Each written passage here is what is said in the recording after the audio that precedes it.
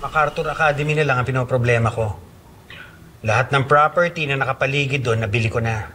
Si Chinchi na lang at ang eskwelahan niya, ang balakid sa planong kasino na gusto kong itayo sa lugar na yon.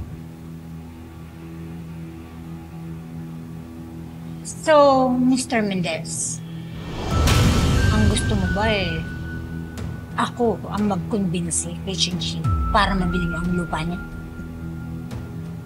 Oo. At ito,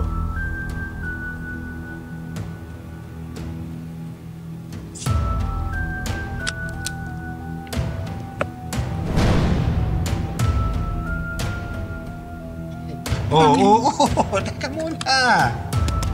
Tandaan mo, pag nagkatuluyan ng bentahan, ako na mag-ahari sa Maka. At ikaw, bilang kanang kamay ko, ikaw ang magiging Reyna. Reyna Silvia ng Maka.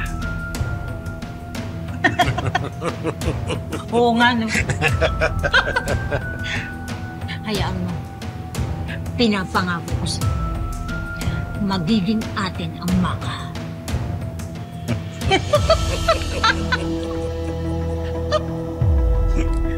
Okay, ha? Sige. Salamat. Salamat din.